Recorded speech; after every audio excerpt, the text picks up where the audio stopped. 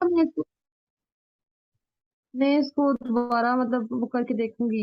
मतलब शायद उस दिन नहीं हुआ मुझसे, तो मैंने हाँ, दोबारा ट्राई मुझे भी नहीं नहीं लगता किया कि था। आपके पास SPSS इंस्टॉल है, वरना ये डाटा आपके पास लाजमी ओपन होता है, क्योंकि और किसी सॉफ्टवेयर को और किसी फॉर्म के अंदर ये डाटा है ही नहीं मेरे पास। मैं अभी आपको बताता भी हूँ कि आपको मैंने किस फॉर्म के अंदर डाटा सेंड किया हुआ है। ये मारिया डेटा, ये आपको मैंने भेजा हुआ है, और यही डेटा यहाँ पे मेरे पास इसी नाम से है। मारिया डेटा, इसके नाम से कोई और कोई फाइल मेरे पास पड़ी हुई नहीं है। यही मैंने अभी अपने पास ओपन की, यही आपको सेंड की है, और आपके पास नहीं ओपन हो रहा है, इट्स मीन कि आपके पास SPSS नहीं है। अब मैंने ना वो किया था, मुझे भी याद आ रहा है कि मैंने लैपटॉप पे खोला ही नहीं है, मैंने मोबाइल पे मैं इसको और ओपन मुबारक करी थी। मुबारक, मोबाइल पे अगर ओपन होता होता है SPSS तो फिर कैसे हो सकता था?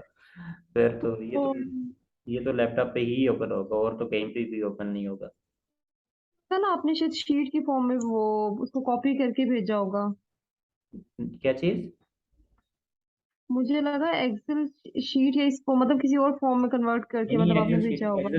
एक्सेल शीट में कैसे मैं भेजता? मैंने SPSS का डेटा आपको शेयर किया हुआ, और ये सिर्फ लैपटॉप पे ओपन होगा। मैंने तो उसी टाइम आपको सेंड किया हुआ था। नहीं आपने खुद मिस्टेक की और मुझे पूछा भी नहीं है कि ये कहाँ ओपन होगा कि कहाँ नहीं। नहीं, ठीक है। मैंने आपको उस दिन बताया था ना कि डेटा ओपन नहीं हो रहा, तो नहीं नहीं, आप मुझे लगा मोबाइल पे शायद। ट्राई SPSS के डेटा को करेंगे तो किधर ओपन होगा।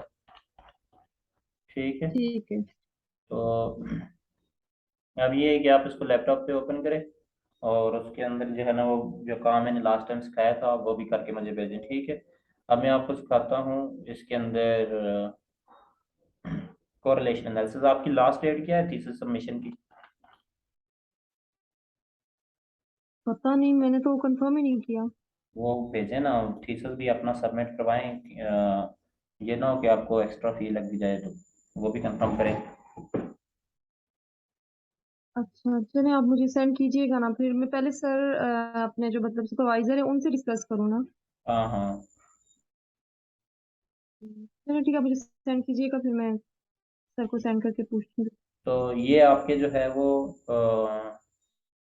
कोरिलेशन एनालिसिस आज हमने फाइंड आउट करना है। कोरिलेशन एनालिसिस में ये होता है कि ये आपके तीन वेरिएबल को, चार वेरिएबल जो भी हैं, एक दो तीन चार पाँच, पांच वेरिएबल कंप्यूट किए हुए हैं मैंने, और वो कंप्यूट किए हुए फॉर्म में मैं इनको सिलेक्ट कर सकता हूँ। ठीक है, मैंने सिलेक्ट कैसे किए हैं, ये ऊपर मैं एनालिसिस में गया हूँ।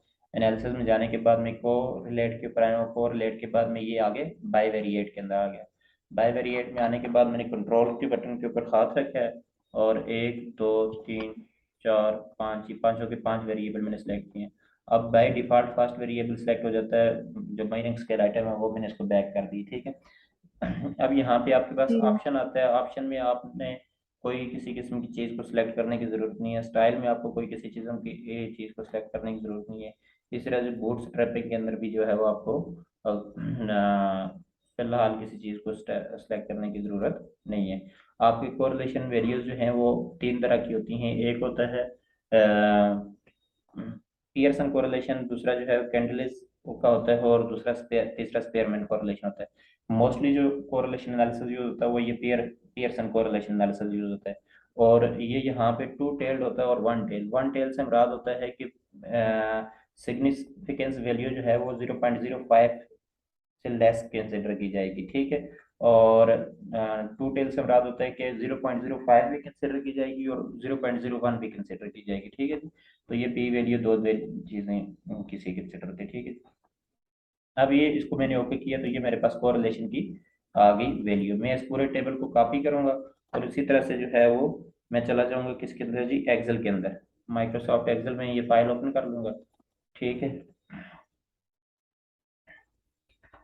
और ये मेरे पास उस पूरे टेबल को मैं, नज़र आ रही है मेरी स्क्रीन? जी जी, आ रही। ये मेरे पास जो है वो माइक्रोसॉफ्ट एक्सेल की फाइल ओपन हुई, मैं इसके अंदर इसको पेस्ट कर दूँ।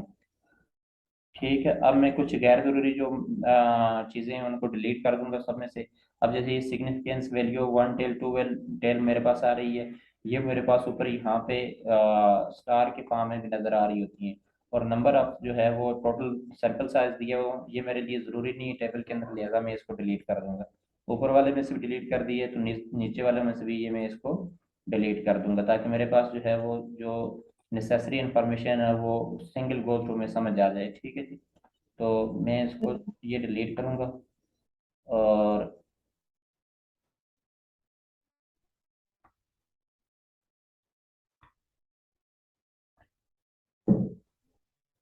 सिमिलरली ये मैं इसको जो है क्या कर दिया जी, डिलीट। अब मेरे पास आज देखें कि ये मेरे पास डायगोनल में यहाँ पे वन वन वन और वन आ रहा है। अब वन से इस साइड पे भी वही चीज़ एक्सप्लेन हुई है, इस साइड पे भी वही चीज़ एक्सप्लेन हुई है। ठीक है, तो लिहाजा वन के ऊपर जो वैल्यूज हैं मैं उनको हटा दूंगा, ताकि मेरा टेबल प्रिसाइज हो जाए, अंडरस्टैंडेबल हो जाए। ठीक है जी। रिपीटेड वैल्यूज को मैं हटा दूंगा। ठीक है, ये मेरे पास जो है वो क्या हो जाएगा, ये मेरे पास अब टेबल बन गया। ठीक है। अब मैं इस पूरे टेबल को, इस टेबल के ऊपर से ये कोरिलेशन का टैग जो बना हुआ है ये भी मैं हटा देता हूँ, क्योंकि अभी ये चीज़ मैंने हेडिंग में डालनी है। ठीक है। तो एक मिनट, ये क्या है इसका।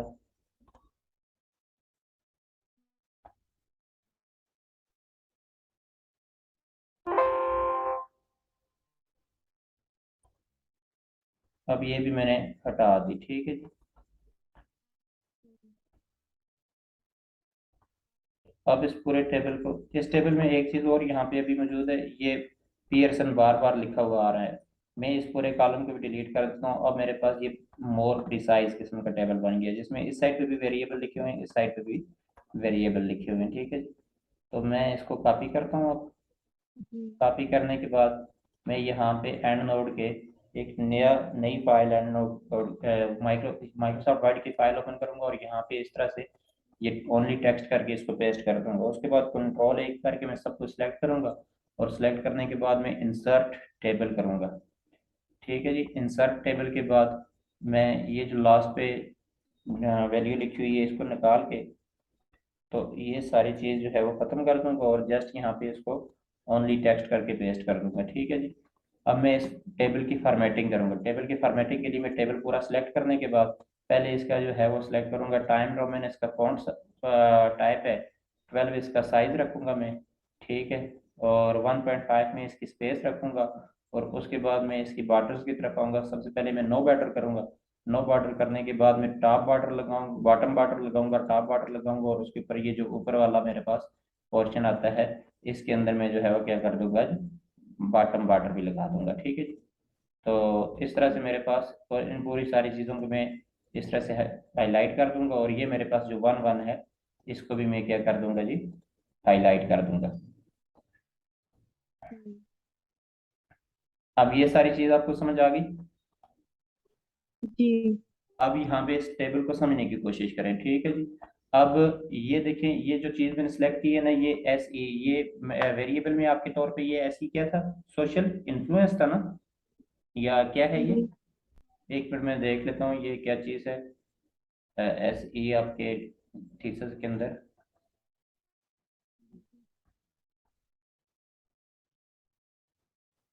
आपको अपने वेरिएबल याद नहीं है। सेल्फ एफिकेसी है ना। अच्छा, सेल्फ एफिकेसी, ठीक हो गया जी, ठीक हो गया। तो ये आपका जो ये जो वेरिएबल है एस ई, पहला कॉलम ये सेल्फ एफिकेसी का रिलेशनशिप दिखा रहा है सबके साथ। वो सोशल इन्फ्लुएंस के साथ भी, डिजिटल लिटरेसी के साथ भी, हॉस्पिटल इंफॉर्मेशन मैनेजमेंट सिस्टम के साथ भी दिखा रहा है, और क्वालिटी ऑफ पेशेंट केयर के साथ भी दिखा रहा है। सिमिलरली जो कॉलम टू है, जो एस आई वाला कॉलम है, वो सोशल इन्फ्लुएंस का रिलेशनशिप बाकी सब वेरिएबल्स के साथ दिखा रहा है। डिजिटल लिटरेसी का बाकी सब रिलेशन के वेरिएबल्स के साथ ये दिखा रहा है। ठीक है। इसी तरह से जो है वो हॉस्पिटल इंफॉर्मेशन मैनेजमेंट सिस्टम का, हॉस्पिटल इंफॉर्मेशन मैनेजमेंट सिस्टम और क्वालिटी ऑफ पेशेंट केयर के साथ है। ठीक है। अब अपने पास थोड़ी सी इंफॉर्मेशन लिखें, कॉपी पेंसिल पास रखी हुई है, जी जी लिखें अपने पास। जी। लिखें जी कि कोरिलेशन कोएफिशिएंट जो होता है, जो कोरिलेशन एनालिसिस है वो बेस्ड करता है कोरिलेशन कोएफिशिएंट के ऊपर।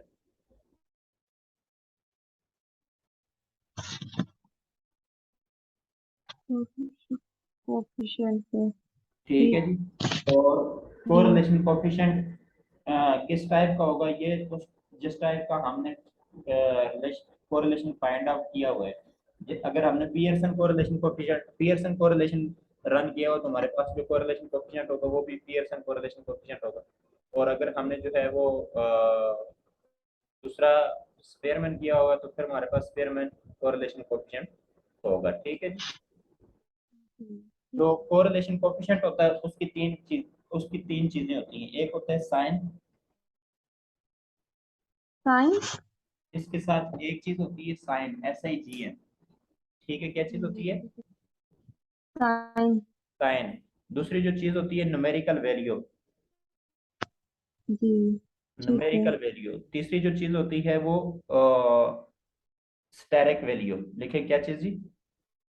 STERIC, steric value.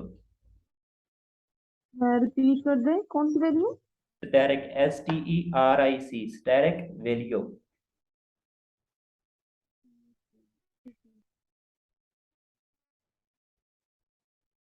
ठीक है, आगे। अच्छा जी, इसमें जो न्यूमेरिकल वैल्यू, जो साइन होते हैं ना, इसके साथ या वो प्लस साइन होगा या फिर वो माइनस का साइन होगा। ठीक है जी। जी। अब आपके इन न्यूमेरिकल इन सारे वेरिएबल्स में देखिए माइनस कहीं भी नजर नहीं आ रहा, तो आपको आपने मैट्रिक एफएससी में पढ़ी हुई है, जिस वैल्यू के साथ कुछ ना लिखा हो तो उसके साथ पॉजिटिव साइन होता है। ठीक है जी। तो जी। जी। ये प्लस एंड माइनस साइन जो होते हैं वो शो करते हैं पॉजिटिव एंड नेगेटिव रिलेशनशिप। ठीक है, ठीक है। पॉजिटिव नेगेटिव हाँ रिलेशन। जी, अगर जिस वैल्यू के साथ मसलन ये सेल्फ एफिकेसी का सोशल इन्फ्लुएंस के साथ एक रिलेशनशिप दिया हुआ है, अगर इनके दरमियान नेगेटिव रिलेशनशिप माइनस साइन लगा हो तो इसका मतलब है कि सेल्फ एफिकेसी बढ़ेगी तो सोशल इन्फ्लुएंस कम होगा। ठीक है, ये सोशल इन्फ्लुएंस बढ़ेगा तो सेल्फ एफिकेसी जो है वो कम होगी। लेकिन ये पॉजिटिव साइन है, इसका मतलब है सोशल इन्फ्लुएंस जब भी बढ़ता है तो सेल्फ एफिकेसी जो है वो क्या होती है? बढ़ती है। ठीक है जी। बढ़ती है। ये positive and negative sign explain करता है।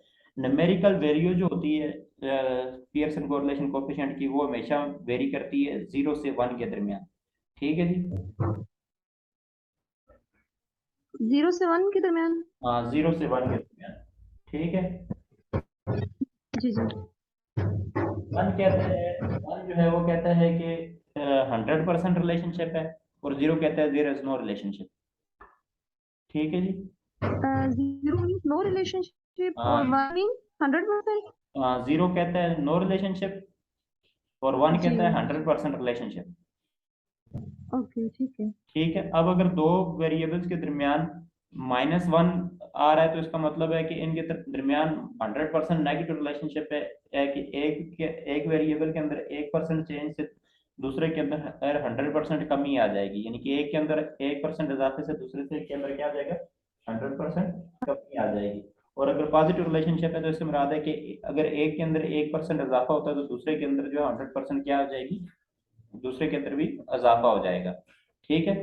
जी। लेकिन जीरो कहता है कि देयर इज नो रिलेशनशिप। ठीक है जी। और तीसरी जो चीज आप इससे पता चलती है, ये आप देख रही हैं कि ये दो स्टार इसके ऊपर पड़े होते हैं, ये होते हैं स्टैरिक। अगर ये वन है तो ये सिंगल स्टैरिक है या सिंगल टेल है, और अगर दो पड़े हुए हैं तो ये क्या है जी? डबल टेल या डबल स्टैरिक है। ठीक है जी। जी। समझ आ गई? जी। जी। आपने ये स्टेरिक के साथ एक और वर्ड यूज किया है कि एक होगा तो सिंगल स्टेरिक, या फिर दूसरा नाम क्या होगा ये इसका? टेल नीचे लिखा हुआ ना, टेल्ड, ये देखिए मैंने इसको सिलेक्ट किया, TAILLED, टेल्ड। सिंगल टेल्ड या ठीक। डबल टेल्ड, ये लफ्ज भी इसके लिए यूज करते हैं, या सिंगल स्टैरिक और डबल स्टैरिक भी लफ्ज यूज करते हैं।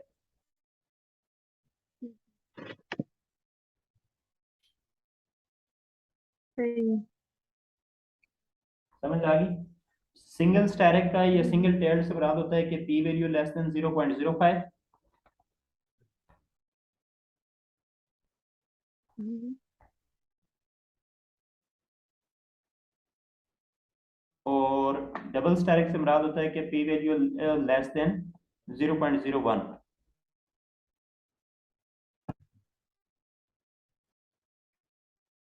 ये दोनों वैल्यू जो हैं वो सिग्निफिकेंस ऑफ द रिलेशनशिप को शो करती हैं। ठीक है, किसको शो करती हैं? Significance of relationship. हाँ जी, सिग्निफिकेंस ऑफ द रिलेशनशिप। ठीक है। जी। अच्छा जी, ये सारी चीज हो गई। अब देखें ये स्टैंडर्ड एरर, ये सोशल सेल्फ सेल्फ। एफिकेसी और सोशल इन्फ्लुएंस का रिलेशनशिप दिया हुआ है। ये कह रहा है कि इनके दरमियान सिग्निफिकेंट पॉजिटिव रिलेशनशिप है जिसकी पी वैल्यू लेस देन 0.01 है, और एक के बढ़ने से दूसरा क्या होता है, बढ़ जाता है। ठीक है, क्या होता है जी, एक के बढ़ने से दूसरा बढ़ता है। और कितना बढ़ता है, वो कहते हैं कि 0.462 बढ़ता है। ठीक है जी, ये इसकी न्यूमेरिकल वैल्यू। अब अगर मैं इसको देखना चाहता हूँ कि कितने परसेंट बढ़ता है, तो कितने परसेंट देखने के लिए मुझे एक और चीज फाइंड आउट करनी पड़ती है, उसको कहते हैं कोफिशिएंट ऑफ द वेरिएंस। ठीक है, क्या चीज जी? Coefficient of variance. Coefficient of the variance से मुराद होता है, देखिए अपने पास इस ये जो वैल्यू है ना, ये जो जिसको मैंने ये सिलेक्ट करता हूँ, इसको कहते हैं आर वैल्यू। ठीक है, स्मॉल आर जो होता है ना, वो उस इसको पियर्सन कोरिलेशन कोफिशिएंट से उसको डिनोट करते हैं आर से। ठीक है, तो वो वैल्यू कहती है आर वैल्यू। अगर मैं इसका जो है वो फाइंड करना जो कितने परसेंट बढ़ता है, तो उसको मैं फाइंड करता हूँ कोफिशिएंट ऑफ द वेरिएंस। और कोफिशिएंट ऑफ द वेरिएंस का फार्मूला लिखें आर स्क्वायर मल्टीप्लाई 100। ठीक है, मैं यहाँ पे लिख देता हूँ आपको ताकि समझ आ जाए इस तरह से। आर स्क्वायर, एक मिनट सॉरी,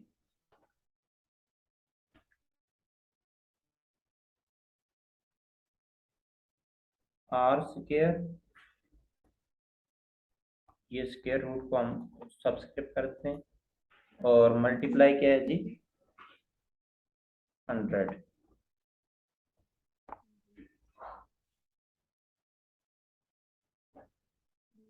समझ आ गई बात? जी। इस तरह से आर से मल्टीप्लाई 100 करेंगे तो ये हमें परसेंटेज में जवाब देगा कि एक के बढ़ने से कितने परसेंट बढ़ते हैं। तो मैं ये यहाँ पे फाइंड आउट कर लेता हूँ इसके लिए। ये मेरे पास यहाँ पे जो है वो वैल्यू है इसकी, 0.462। हाँ जी, 0.462। तो मैं इसको मल्टीप्लाई करूंगा किससे जी, आर स्क्र मल्टीप्लाई करने, आर स्क्र फाइंड आउट करने के लिए मुझे इसी वैल्यू से इसी को मल्टीप्लाई करना पड़ेगा। ठीक है जी, जाहिर है ये तो आर की वैल्यू है ना, मुझे आर स्क्र मल्टीप्लाई करने के लिए, फाइंड आउट करने के लिए इसी वैल्यू को इसी से मल्टीप्लाई करना पड़ेगा। तो मैं ये एक्सेल के अंदर कर रहा हूँ, आप अपने कैलकुलेटर के ऊपर कर लें। एक्सेल के अंदर आपको समझ नहीं आएगी, लेकिन बहरहाल मैं आर स्क्र को मल्टीप्लाई कर रहा हूँ 100 से, यानी कि आर को आर से मल्टीप्लाई करने के बाद मैं 100 से मल्टीप्लाई कर दिए तो मेरे पास आंसर आता है 21%। ठीक, 21.34%। इससे मुराद है कि जब लोगों के ऊपर 1% सोशल इन्फ्लुएंस बढ़ता है, तो उनके अंदर सेल्फ एफिकेसी के अंदर जो है वो 21%, 21.34% जो है वो इजाफा होता है। तो ऐसा ही है, जब हेल्थ केयर वर्कर जो है वो स्ट्रेस के अंदर होते हैं या किसी भी पब्लिक गैदरिंग के अंदर, या जो है वो इधर उधर रश बढ़ता है, तो सोशल इन्फ्लुएंस आता है, तो तब उनकी सेल्फ एफिकेसी के अंदर भी इजाफा होता है, काम करने की जो उनकी स्पीड होती है उसके अंदर इजाफा होता है। तो इस तरह से ये कहते हैं कि भाई जब जब सोशल इन्फ्लुएंस बढ़ेगा तब तब सोशल सेल्फ एफिकेसी क्या होगी, बढ़ेगी। इसी तरह से लिखा हुआ है नीचे कि डिजिटल लिटरेसी का जो है वो सेल्फ एफिकेसी के साथ क्या रिलेशनशिप है, वो कह रहा है कि डायरेक्ट पॉजिटिव रिलेशनशिप है, कि अगर डिजिटल लिटरेसी बढ़ेगी तो सेल्फ एफिकेसी भी बढ़ेगी। ठीक है, तो इसको भी मैं फाइंड आउट कर लेता हूँ, मैं इसको कॉपी करके ये लेके आता हूँ इसके अंदर।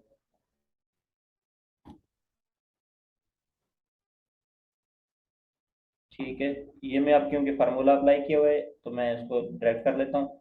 तो ये कहता है कि अगर 1% डिजिटल लिटरेसी बढ़ेगी तो 8.23% जो है सेल्फ एफिकेसी भी बढ़ेगी। तो यही बात है, जब हेल्थ केयर वर्कर खुद से जो है वो laptop, computer, social media, literature वगैरह पढ़ना शुरू करते हैं, तो पेशेंट केयर के अंदर भी इजाफा होता है, या उनके काम करने की जो एक्सपीरियंसेस या जो स्किल है उसके अंदर भी इजाफा होता है। और खासकर जब अगर उन्होंने जो है वो डिजिटल रिकॉर्ड मेंटेन करना है, तो जब जब डिजिटल लिटरेसी बढ़ेगी तो जाहिर है वो डिजिटल रिकॉर्ड भी इजीली मेंटेन करेंगे, और साथ में जो है वो पेशेंट केयर भी इजीली कर सकेंगे। तो डेट्स इट। तो बाकी सारी वैल्यूज को आपने खुद से एक्सप्लेन करना है इस फार्मूले के मुताबिक कि भाई अब हॉस्पिटल इंफॉर्मेशन मैनेजमेंट यूज जो है उसका भी सेल्फ एफिकेसी के साथ डायरेक्ट पॉजिटिव रिलेशनशिप है, और सेल्फ एफिकेसी का क्वालिटी ऑफ पेशेंट के साथ भी पॉजिटिव रिलेशनशिप है। ठीक है, ये सारी चीज आपने एक्सप्लेन भी करनी है और इसको फाइंड आउट भी करना है। ठीक है, तो ये आपने एक छोटा सा पैराग्राफ इंग्लिश में लिख के मुझे सेंड भी करना है, और साथ में ये सारा आपने फाइंड आउट करके लिखना भी है, सारी वैल्यूज अंडरस्टैंड भी करनी है, ठीक है। ठीक है। समझ आ गई आपको? जी। हेलो। अच्छा तो ये जी जी समझ आ गई है। तो मैं कह रही थी कि वहाँ पे जब उसके दौरान डिफेंस के दौरान मतलब यहाँ से किस तरह के क्वेश्चन पूछ सकते हैं, ये पूरा कह सकते हैं किस करें, कोरिलेशन नहीं को नहीं, सारा एक्सप्लेन का करें सारा या किस तरह एक्सप्लेन के नहीं क्वेश्चन। करवाते वो, बस वो देखते हैं तो एक दो चीज़ें पूछते हैं बस, बाकी और चीज़ें नहीं, जितनी आप एक्सप्लेन करना चाहें बस उतना ही।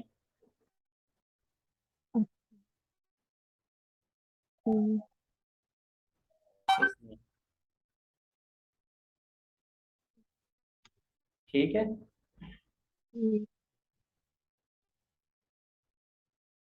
चले सही है।